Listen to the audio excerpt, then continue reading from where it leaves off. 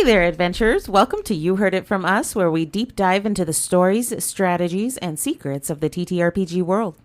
DM Eguile here to guide you through today's topic with a bit of wisdom and a whole lot of fun. And I'm DNDWife, ready to bring some creative flair and lively discussion to the table. So grab your dice, settle in, and let's get rolling today. So today's topic we thought was pretty funny, especially for us, because for us and our table dynamic, it's something that's happened quite often. And we didn't think it would be that way, but I guess that's D&D for you. Right. But we really wanted to deep dive today into the aspect of romance at the table. Right, looking at that difference between player and DM, player and player, or those who are like, hey, I'm here to do Dungeons and Dragons, not dating and dragons. Adventure, not romance. Right, yeah. So we really wanted to see if maybe we were something, unique, which we always know is not really possible. Not really. And kind of see what our community thought. So the question we posed was obviously directed towards players. Is how do you like your love at the table, essentially? How do you schmooze in right? game? How do you like it? And so we had kind of three choices. We had obviously exclusively with the DM, like obviously. Being with your fellow players, that can be a little more awkward, and so the infamous pseudo everyone of the DM can be a lot more enticing. Yeah, it can be a little more comfortable. Then we looked at player on player, like I think we even discussed certain times where when you have your boyfriend or girlfriend at the table or your significant other, you can have a little bit of fun. Tends to be a little more common, and then obviously the ones that are just there to pillage, plunder, and receive glory, right? And so, for us, it's always been a real kind of close to home. Obviously, we're a couple. We're married. We're a couple of nerds. And so it was kind of a thing where I guess, and I think this goes a lot of times with us, it's always assumed, oh, so every story, obviously you two are going to be a couple in some way. Like you're going to find the DM's NPC that's specifically for you, and that's going to always be. And it's kind of funny because that's never happened yet. I don't think. Not in our campaigns. No. I mean, like for you as a player, you've had kind of all three so far, kind of in a mix. A little bit of everything. So the first one, obviously, my character was in a relationship with another player's character. Yeah. So that was a little bit of a difference. That was interesting. See, and that one was funny too, because, that is that one where it's like, oh, okay, so my character likes her character, but also her husband is the DM. Yeah. So I thought it was funny, and it was always that kind of where it was the most interesting part, whereas I had the player come to me later and was like, hey, is this okay? Like I didn't know this, by the way. You weren't a part of this. No. It was like kind of like asking, like the old timey asking for your hand in marriage kind of thing. And it was like, hey, I just like the storyline. I hope that's okay. I'm not trying. And then, I couldn't help but laugh because to me, those are the characters, especially being a dungeon master. I mean, I see you guys as your characters, not your people. And it's like, I think it's a great coupling too. Half the time I'm shipping some of you players together because it's like, they would look cute together. They would work really well, or they would be really antagonistic to each other and be a great dynamic. Yeah. So I always thought that was funny when it was like, hey, is this okay? And to me, just being so oblivious to it, but that guy ended up, that player ended up going all out with that. And I think that was kind of that extra dynamic. I mean, pretty sure he wrote you some poems. Well, he wrote Alira some poems. True. My bad. Because they were all for her. It was all about, it was all themed towards her being like a jewel and all stuff like that. Because he was a dragonborn. So it was like a big fixation on treasure and stuff. Yeah. And I think like that really shows, for us, it really kind of built into more of the story, had this kind of greater connections. Yeah. We've also, I've also being a dungeon master for some time now, and I've had a pretty eclectic mixture of players at the table. And, I have some that are, looking for romance, and then I have some that were looking for love in all the wrong places. Right. Because my second character was just never interested in romance at all. Yeah. And then so we even had early players when we first were starting where they wanted a little more love in the story, right? So these were players that were like, hey, I love everybody. If my warrior sees this, hot barmaid, I want to be able to do whatever I want. And it's like, okay, but it's still me. Hi, I'm looking at you. A fade to black. So we obviously later instilled the fade to black system, but it was more of this idea of like that player was still going even past. They were so into that idea of wanting to create that connection that they didn't see this bald bearded guy. No, they saw the character they wanted the barmaid, to right? schmooze with. And it just kind of, to me, was always like, okay, romance is always going to be kind of this like critical part of D&D, right? And at first we were always just thinking that same thing. You and I would just, we're always going to be a couple and stuff like that. Yeah. At this point, after almost 7-8 years of D&D play, we have played one session together, and it was a one shot, so it wasn't even like a small campaign or anything. Nope. It was literally one day we played together as a couple, and as a couple in the game as well. Yeah, and for me, I felt that created a very unique kind of connection. That was in fun. The story. I really enjoyed it because obviously it wasn't that hard to act. I mean, I think that's the biggest thing too for us was always, it was the easy route. Yeah. Right. So sometimes when you're a couple and you go and you're like, okay, well, we'll be a couple in the game. Well, yeah, that's kind of easy. If you want to hear how that story went, you can always go to DNDWifeStories.com. It's the Nightmare of the Lost series I wrote. It's in the archives. You can find it there. Yeah, it was a pretty good little short story that we made, and it was DM'd by one of my rookie players. It was his first time. He had a blast. It was a little overpowered. It was crazy, but it was fun. We managed to succeed. Yeah. But really, that was kind of that whole thing with the idea of romance and kind of the idea of, I think, of just letting it be open out there, right? And I think too, what I always loved is that there's different depths, right? You got your bards that are just like, they're the flirts, and I've had a few bards at my table, and it kind of always reminded me of like how Robbie Damon played, his character in this like bard that kind of had Riz, but then anytime someone would ask him back, didn't actually know what to do with it, couldn't close. And I think that makes it fun that you can also have that like shallow experience too. And we've had a few of those where we've had like little funny moments where a player's trying to maybe get the attention of a character and it just doesn't ham it up a bit. Yeah, it falls flat. Yeah. And I think if you just, if it is an idea of like just no romance, no nothing, you'll kind of miss out on those opportunities. It can. Sometimes it's just for the fun of it. It's not necessarily, I want to be in love somewhere. Yeah. It's just for funsies. And my other thought too is, and this is my own personal, hot take. This whole thing of shipping everyone with everything. Oh yeah. And I see a lot of it. It's a lot of energy. I see a lot of it in, D&D. I mean, hell, you can see it in Baldur's Gate. Yeah. But you don't always have to feel like everybody has to hook up in the middle with of the everyone. campaign. Yeah. I like picking the special connections. Yeah, and I think that also is like another factor of kind of these people who want the romance and they want the connection, but it's like, hey, if you're forcing it, just like in real life, could cause problems. Right. Cause some issues. Right. And so I think that's really important, to kind of look at with how everything goes is just like you play the way you want to play. We've had multiple great experiences, bad experiences.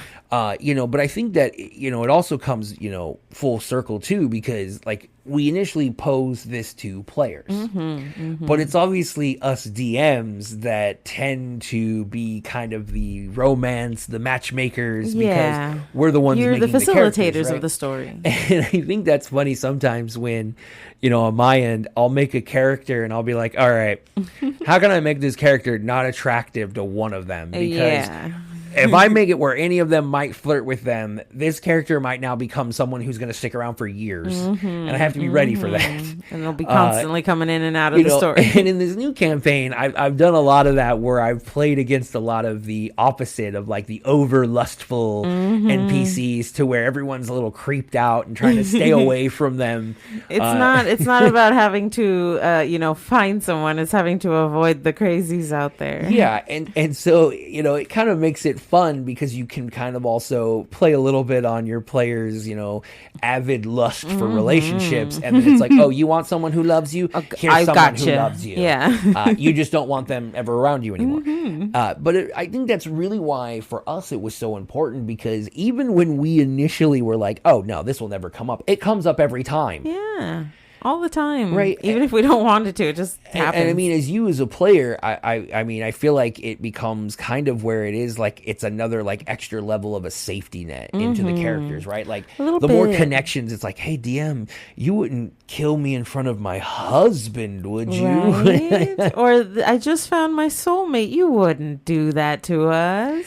Yeah, the only thing I think sometimes, like a little last point, is like it makes me sad though with the way some campaigns run, in that they're so fast paced. Yeah. That it always feels like a little rushed. A romance, you know, it has to be like, we just met, but now we're, you know, in love. We saw each other, and a week later we're married. Then tomorrow we're fighting the last boss, and I escape to the sunrise for my next adventure. Goodbye, my love. Yeah, it's very Disney fairy tale where they just run off into the sunset, live happily ever after. So that can be, you know, problems in that respect, you know, the short love, and it's like, hey, if you're not given enough time, how can this love develop? Yeah. But then we have, you know, on our campaign 1, we had a character who did develop this love for an NPC. Yeah, and it was a long-running sort of thing. I mean, long-running. This NPC became a drunk, lost his whole faith, became a new type of paladin, and all this.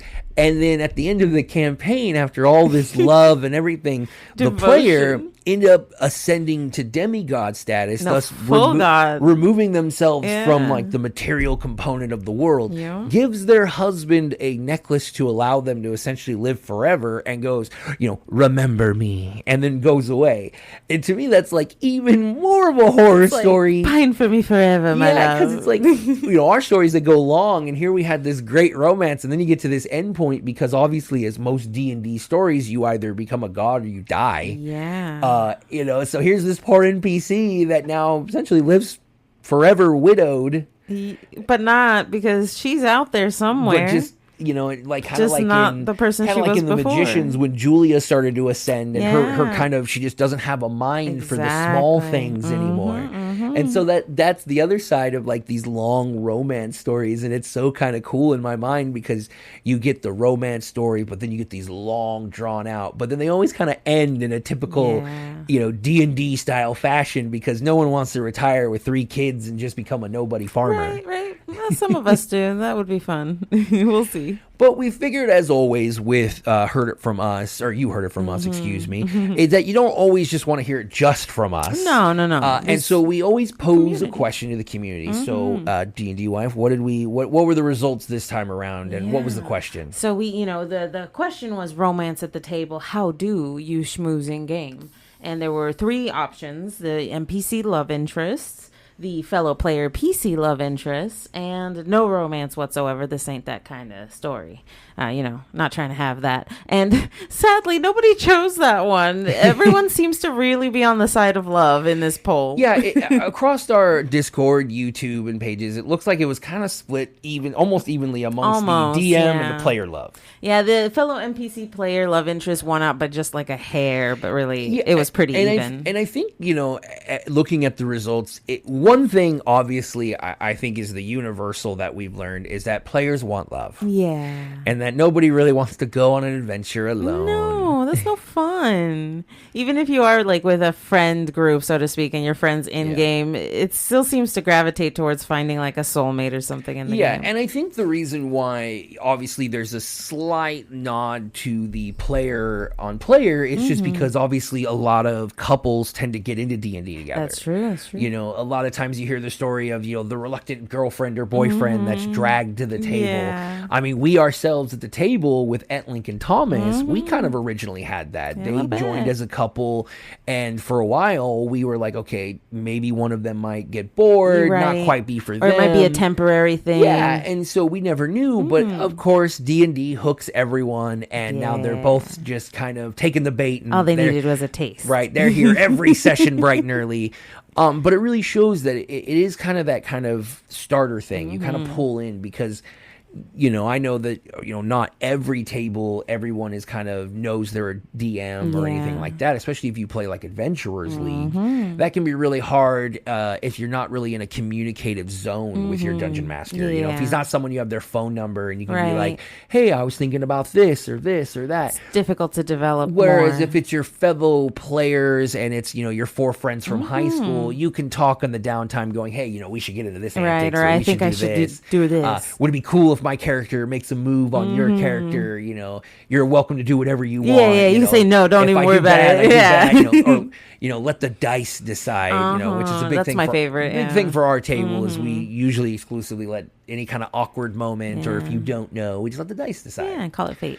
But I think overall, and I think you kind of agree with me, is that it really is kind of, D&D is a game of connections. It really is. Both community, but also a little bit of romance can happen there too. Yeah. And I mean, I know there, no diss to our fellows out there that just love their dungeons. The rampage. And just straight dragons. Gotta love it. I love it too. The too. ones that are doing, the dungeon of the mad mage, and they're doing the crawls and stuff like that. Go out and fight the good fight. Absolutely. But I know that a lot of people in this day and age, they want that narrative. They want that story. And they want some romance. Because really, I feel like it brings you even more. Your mind can be in the story, but if your heart is too, you're so in it. Oh, yeah. There's a reason why, even though thousands of love stories have been written, sung about, and spoken about for the last thousands of years, and we still want more. We still want to hear what the next love story has to say. The women's, romance novel industry is huge and it makes booming. Millions of books. Yeah, it has no signs of stopping. I mean, Fabio was always a great one for when I was growing up on every cover. But yeah, right. And it's that thought process, that connections. And what I always thought was funny too, as a DM, I don't care. Yeah. I honestly love when players create love connections. Right. And it enriches the story, and it gives you more fodder to get back at us. The story the story is your guys' story, but it really is, it gives more of that emotional weight to things. It's hard, when you're always trying to just convince the party to do the right thing, or there's gold at the end of the quest. But when it's like, now there's all this connection, this love, this, their spouse or their girlfriend or their lost love, there's so much more you can now drive the players to go through. I think everyone wants their like Princess Bride moment. Absolutely. Right? They want that story of unconvinced love that can go and overcome every obstacle, any dragon, any castle. And I think that's why we see that everyone wants a little bit of love. Just a little bit. Even if you do want to have that adventure moment, you still maybe want a little touch of romance. And so, as always, we see kind of what the community, we kind of have our own. And we push this a lot, especially with the Couple of Nerds family, is that we learn through each other's mistakes. We learn through each other's successes. And so, as always, we like to give a little bit of our own personal experiences and what we've had, because that's how other people can learn. And as always, if you have your own tips and tricks, please join our Couple of Nerds Discord. Let us know. Anything we can do to make our table better or more smooth is always preferred. We love to hear from you, and the insights are always helpful as well. But I think the biggest one, and I think you and I agree with this wholeheartedly, especially with our personal backgrounds, the number one most important thing is communication. Yeah. And it sounds weird because I'm not talking about lovey-dovey texts to make sure that they're, or making sure not talking about couple communication. Not that making sure the barmaid knows you love her even though you've been gone for a few months. Right. No, talking with your fellow players, talking with your DM, having my player intentions. Right, having my player come and talk to me, I think not only eliminated any kind of stresses I didn't have, even though I didn't really have any. Right, but it could have. To me, it was more of it alleviated his. That worry of, oh man, he's gonna smite my character if I do anything for even looking at his girl. It was fun because even though as we went on, there were ways that I kind of got back at him and kind of made little funny moments. Like the one I love the most, and I'll go into it real quick, is that obviously he was our wizard, and so he gained access to Magnificent Mansion, and he had given me all this kind of information as to how the castle was built. And he had our rooms were done, and he had a love interest with you as your character. So I got a lavish room, and it was right next to his. And so he wrote in there that there was this connector and this kind of this tunnel between that was behind like these mirrors, a huge mirror, like a wall-to-wall mirror, right, so that you could go through, and it was supposed to be so that they can come together. Well, he didn't specify what kind of mirrors, so I made them one-way mirrors.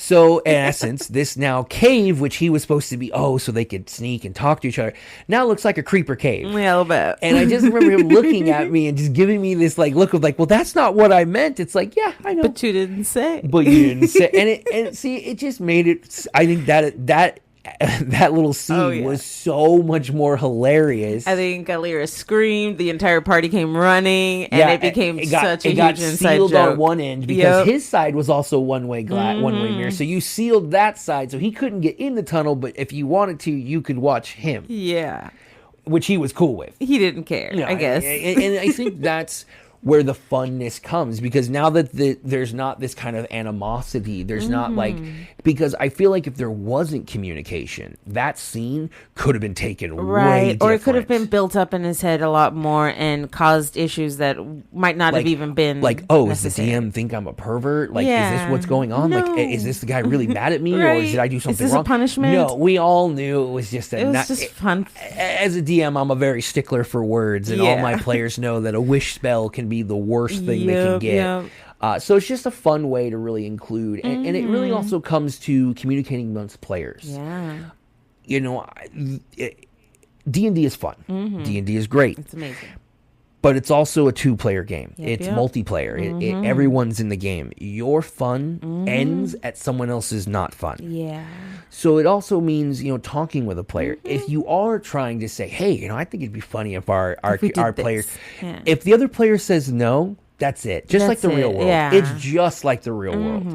You don't go, well, I can do a charisma check and force it. No, let's not try that. If you've already discussed it and it's been reluctant, and because you don't want to push that. Don't want a player-on-player relationship. Yeah, sometimes they don't. may see that as uncomfortable. I know we've seen plenty of r/D&D horror stories. Yeah, where people are trying to, politely reject and deny, but it gets into some people's heads that that's part of the game. And sometimes the DM is maybe a little, unexperienced, and so can't necessarily stop certain things from going down. So when you're open and you're communicating with each other, that really helps make it clear. Because remember, it's a fantasy game. You can talk outside of the game. We can break the fourth wall. Talk about things and understand. And I think that's really important on my side as a DM, because I want my players to be talking with each other, communicating, so that no one's having a bad time. Right? Too. And I think the other side is so, in the DM side of things, if you reject an NPC, the DM should acknowledge that rejection, right? And if you pursue an NPC and an NPC gives you rejection, you should stop pursuing the DM. There's a little bit of decorum that you should play at your table to allow for, everything to go smoothly and everyone's feelings to be respected. It is a fantasy game, but it also doesn't mean we break the general rules of society. I mean, as you as a player, is there anything that you have as being not only the one going after a relationship, but also being the one receiving one? Yes, it's tough. You never want to cross the line too much, and so it was definitely moments of me questioning, like, oh, maybe I shouldn't let Alira be too flirty, because it may be misinterpreted as me, D&D wife, being too flirty, and then my actions might be misinterpreted by both the player who is interacting with my character, but also possibly the DM, who is my husband, might misinterpret it as well. And so it does have a little bit of internal monologue where it's like, okay, I got to watch out and make sure that I'm being proper about this. So it takes some thought, and it can cause some stress if you're not too careful about it. Yeah, right. And really, obviously, we're trying to have fun. That's the main point of the game. And also, it shouldn't be where if, say you have a table of mixed people, it could be someone that just only wants to be in any kind of thing with DM NPCs because they're not really there. You can't really hurt the feelings of a creation. Right. Or it's tough to interact with a fellow player in that way, so it's more comfortable. You want to do that, but then if you are, or there are people at your table that are just not interested in that, that's their gameplay. That's fun too. That's part of their play. I mean, I always kind of compare D&D to a lot like anime, right? Like there is an anime for everyone. Yeah, and it doesn't always have to include romance. Not every, exactly. Now there are some that we focus on, and that's what some fans and we love those. Yeah, we're suckers for a good romance anime. So much, yeah. But it is that thing where because there's so many flavors, you shouldn't really worry about particularly having to do one or the other. Yeah, it's not always about it. And also too, there is the different dynamic. We have a very unique situation at our table. True. I believe, sorry Richard, we only have one person who is not already in some sort of relationship, whether it be outside marriage or anything game, like that. So that does play into the table. So we've never really had an experience where it would say like everyone at the table is single. Right. And that plays, I think, a lot into it too, because when you have people in relationships, I think there has to be more consideration, more communication, more focusing on what you're doing, like you said, because there are more people and we luck out. Some of our players have their significant others at the table. Yeah. Yay us. But some of our other players, their spouses don't play. Aren't interested. So their spouses are always hearing a third party perspective. Yeah. So that's where it goes into where now you got to be a little, kind of understanding and also, hopefully your significant other understands that it's all make believe. Yeah.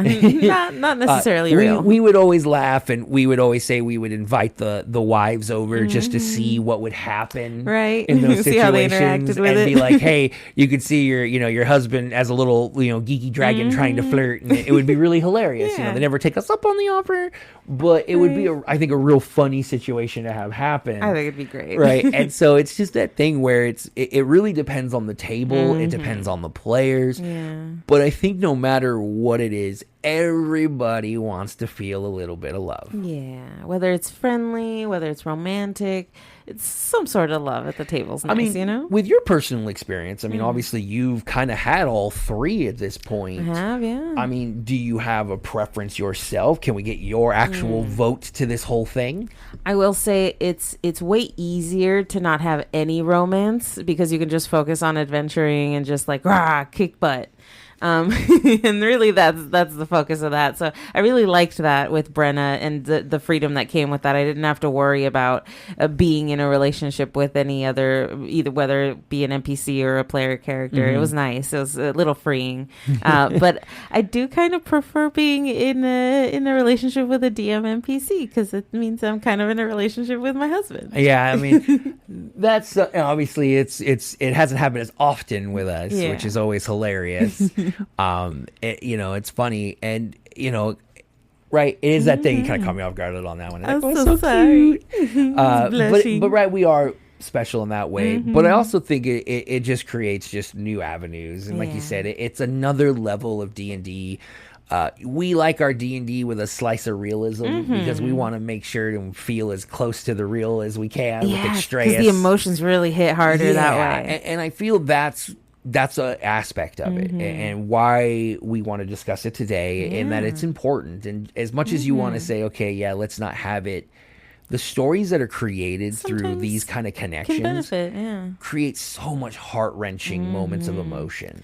And for the DMs out there, romance can really give you some good fodder to work with when coming up against your players. Yeah, and like I said, all of them have their pros and cons. We've gone over quite a few for each one, and each one kind of adds a little bit to the story. And but really, I think the biggest takeaway, the two biggest takeaways here are communication and consent. Yeah. Right? And that's the biggest thing. The big C's. The big C's. We need to push that in our community. And why we really wanted to talk about this point the most was that we as a community always strive to do the best in the TTRPG community. And try to be as best for each other. We got to make sure we do that. And the best way we can is just being upfront, open, and honest, and being respectful. Yeah, and this is how we welcome new players in as well without, creating any sort of reticence. So it's really helpful to make sure we keep that in mind. Right. So any final notes or takeaways from today that you want to share with the community? I think it's just, Let the love flow. You kind of took me on that one. I was going to be like, keep on loving. Yeah, embrace it. Bring it in. Allow it to flourish within reason. Of course, you want to set boundaries and rules. But I think it's a lovely part of the story. It really adds flavor. And like I said, to the DMs, it gives them a really good little foothold there to do some fun things with the story. I like that. I probably was going to say almost the exact same thing. So, I mean, it's kind of obviously, we're kind of connected in that way. Right. Yeah, great minds and all. But that's it for today's adventure. We hope you had as much fun as we did. As always, be sure to swing by our Discord and share your thoughts. Get into the conversation. We want to hear anything that you do at your table. If you have some crazy stories, some love triangles, we want to know the tea. And don't forget to like, subscribe, and leave a review whenever you listen to our podcasts. Every bit of support helps us keep rolling. Once again, thank you for tuning in. And until next time, may your dice rolls be ever in your favor.